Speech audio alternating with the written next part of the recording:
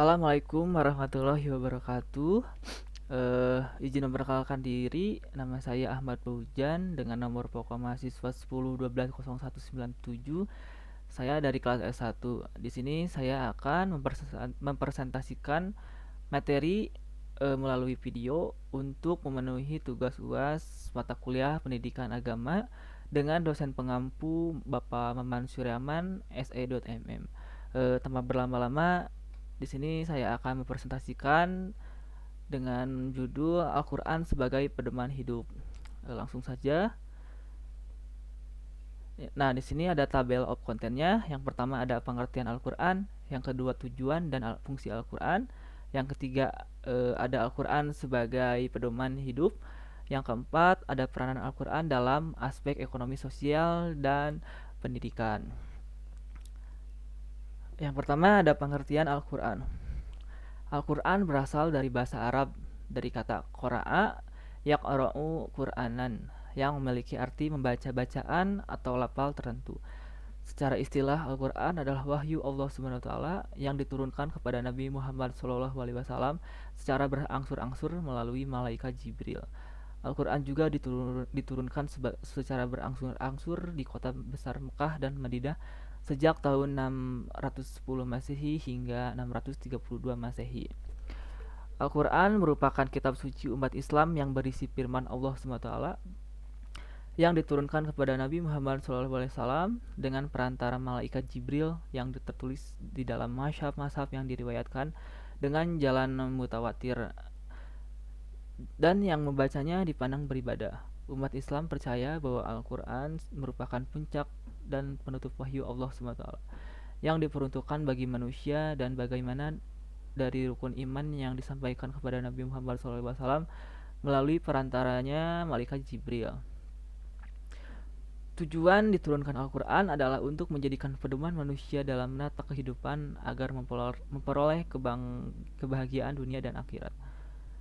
Al-Quran mengandung pelajaran yang baik untuk dijadikan penuntun dalam pergaulan antara satu golongan manusia, antara keluarga dengan sesama, antara murid dengan guru, antara manusia dengan Tuhannya. Isi atau tubuh dari Al-Quran disusun dalam bentuk bahasa Arab klasik. Hal ini juga diyakini merupakan transkrip literal dari Allah SWT yang kemurnian dan atau keasliannya sangat terjaga. Hal ini bahkan dijanjikan dalam Al-Quran itu sendiri pada surat Al-Buruj ayat 21 sampai 22. Bal huwa Qur'anun majidun fi lauhin mahfuz, yang artinya bahkan yang didustakan itu ialah Al-Quran yang mulia yang tersimpan dalam tempat yang terjaga Laul Mahfuz. Selanjutnya ada tujuan dari Al-Quran. Memahami tujuan diturunkannya Al-Quran merupakan hal penting yang wajib dipahami oleh setiap umat Islam. Karena pada dasarnya Islam sendiri merupakan agama yang mengutamakan pemahaman yang utuh dan menyeluruh, termasuk juga dalam berinteraksi dengan Al-Quran. Di sini ada 4 tujuan pokok diturunkannya Al-Quran, yaitu yang pertama petunjuk menuju Allah SWT. Tujuan dari mempelajari Al-Quran tidaklah sederhana gelar atau pujian dari manusia, juga bukan untuk pamer kemampuan dan intelektualitas di hadapan manusia. Lebih dari itu, mempelajari Al-Quran adalah cara kita mengenal Allah dan juga petunjuk untuk menuju Allah. Yang kedua ada membentuk pribadi Islami. Al-Quran berisi banyak pengajaran bagi manusia, mulai dari pengajaran tentang diri, alam, lingkungan, hingga ibadah dan cara mengenal Allah SWT. Yang ketiga ada membimbing dan memandu manusia. Al-Quran adalah petunjuk, membimbing, dan pemandu manusia. Dalam Al-Quran terdapat hukum yang mencakup seluruh aspek kehidupan manusia. Lalu yang terakhir membentuk masyarakat Islam. Ya. Tujuan pokok diturunkannya Al-Quran adalah untuk membentuk masyarakat Islam. Dalam masyarakat Islam, setiap elemen masyarakat terbiasa menegakkan nilai-nilai iman. Lalu selanjutnya ada fungsi dari Al-Quran. Agama Islam memberi arti penting bagi pembelajaran Al-Quran. Karena itu adalah kode perilaku yang lengkap. Islam sangat mementingkan pengetahuan, pembelajaran, dan pendidikan. Ketika Al-Quran diturunkan, kata pertamanya adalah Iqra, yang artinya membaca. Oleh sebab itu, fungsi Al-Quran dalam agama Islam sangatlah esensial. Berikut beberapa fungsi Al-Quran. Yang pertama ada Al-Huda atau petunjuk. Dalam Al-Quran ada 3 posisi Al-Quran yang berfungsi sebagai petunjuk. Al-Quran menjadi petunjuk bagi manusia secara umum, petunjuk bagi orang-orang yang bertakwa, dan petunjuk bagi orang yang beriman. Lalu kedua ada Al-Furqan, yaitu pemisah. Maksud pemisah adalah dapat memisahkan antara yang hak dan yang batil, atau antara yang benar dan yang salah. Di dalam Al-Quran dijelaskan beberapa hal mengenai yang boleh dilakukan atau yang baik, dan tidak boleh dilakukan atau yang buruk. Ketiga ada Al-Ashifa atau obat. Dengan membaca Al-Quran dan mengamalkannya, dapat terhindar dari dari berbagai penyakit hati ataupun mental. Meskipun Al-Quran hanya sebatas tulisan saja, namun membacanya dapat memberikan pencerahan bagi setiap orang yang beriman. Lalu keempat ada Al-Mau'ijah atau nasihat. Di dalam Al-Quran terdapat banyak pengajaran, nasihat-nasihat peringatan tentang kehidupan bagi orang-orang yang bertakwa yang berjalan di jalan Allah SWT. Lalu selanjutnya ada Al-Quran sebagai pedoman hidup. Al-Quran sebagai pedoman hidup memberikan petunjuk lengkap terhadap aturan-aturan hidup manusia yang dapat menciptakan kehidupan yang nyaman, bahagia, dan sejahtera. Hal yang saling penting lagi adalah ketika Al-Quran telah disepakati sebagai pedoman hidup umat Islam, maka semua hal dalam kehidupan umat Islam harus menjadikan Al-Quran sebagai pedomannya. Berikut ada alasan mengapa Al-Quran dapat menjadi pedoman hidup manusia. Yang pertama ada Al-Quran sebagai sumber pertama. Al-Quran adalah sumber pertama dan utama yang mengandung banyak ajaran umum. Oleh karena itu, hadis sebagai sumber ajaran kedua dapat menjelaskan keumuran dari Al-Quran itu sendiri. Fungsi tersebut antara lain menjelaskan isi dan penerapan metode pengajaran yang masih bersifat luas bagi manusia. Lalu yang kedua ada Al-Quran berisikan aturan hidup di dunia dan keselamatan hidup di akhirat. Menurut Quraisy Shihab menyampaikan bahwa yang dimaksud dengan hukum Islam yaitu aturan yang mengatur dunia dan keselamatan hidup di masa yang akan datang. Yang ketiga ada Al-Quran sebagai nasihat. Al-Quran yang berisi nasihat Al-Quran juga berfungsi sebagai nasihat. Di dalamnya terdapat beberapa pelajaran nasihat-nasihat peringatan tentang kehidupan bagi orang yang bertakwa yang berjalan di jalan Allah SWT. Lalu selanjutnya ada makna mencintai Al-Quran sebagai pedoman hidup manusia dan keistimewaannya. Al-Quran bagi umat muslim merupakan pedoman hidup karena di dalamnya terdapat segala sumber hukum yang dilaksanakan dalam kehidupan.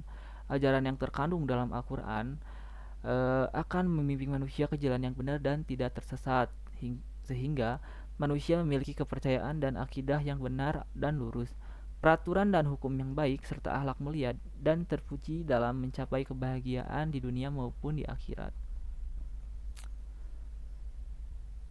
Lalu selanjutnya makna Al-Quran sebagai pedoman hidup.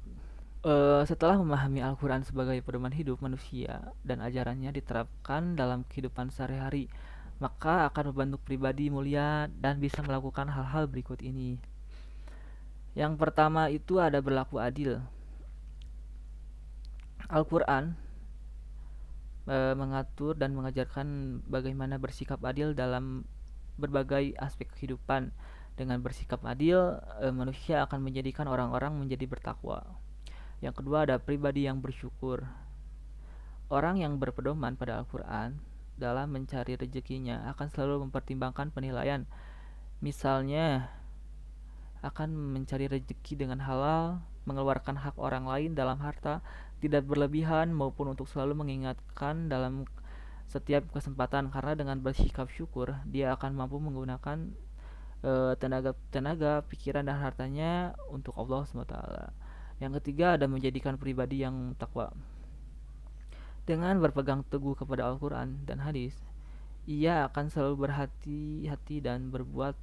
Oleh karena itu, orang yang akan lebih bisa introspeksi diri dan lebih meningkatkan kualitas keimanan, keilmuan, dan ibadahnya. Lalu selanjutnya Peran Al-Quran dalam aspek ekonomi, sosial, dan pendidikan. Al-Quran merupakan sumber Islam yang abadi sebagai petunjuk bagi umat manusia, bukan hanya dalam bidang keagamaan saja, namun juga dalam bidang sosial, pendidikan, dan semua aspek kehidupan termasuk bidang ekonomi.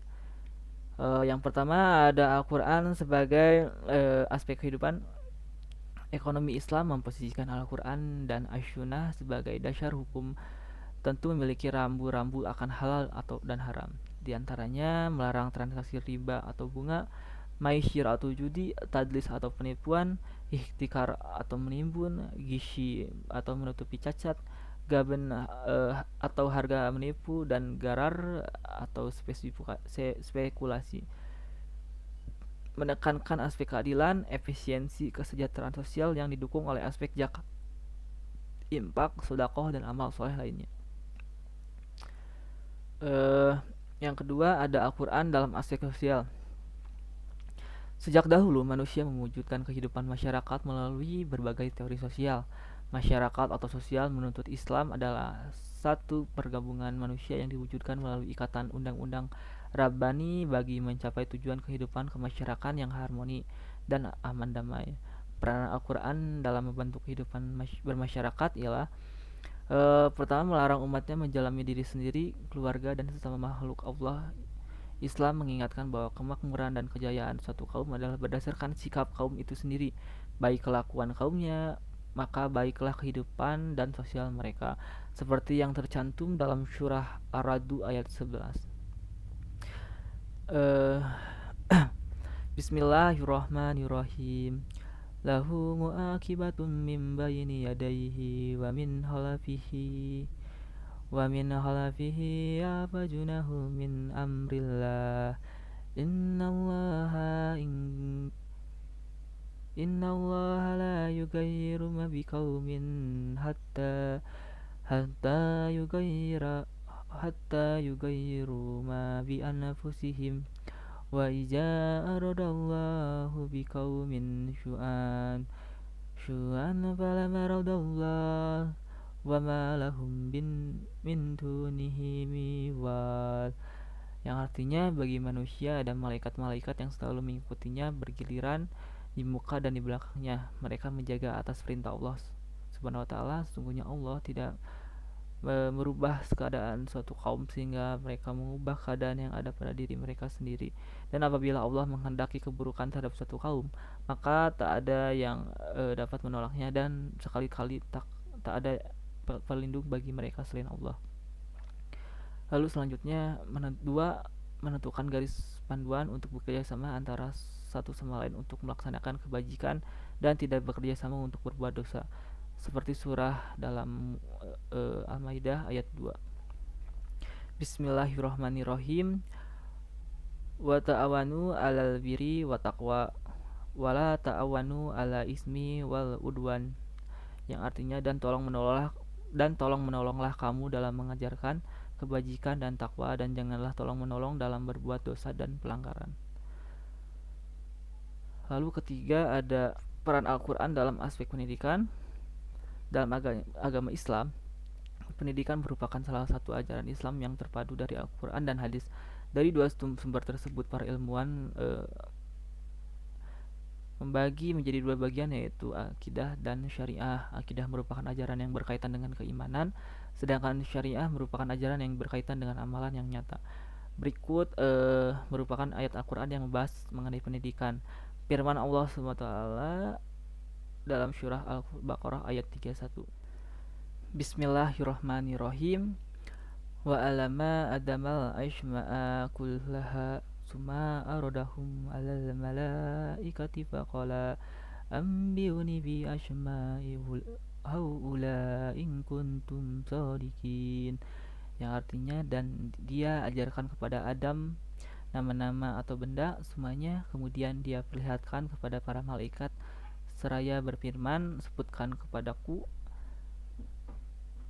nama semua benda itu jika kamu memang orang-orang yang benar. Baik, terima kasih.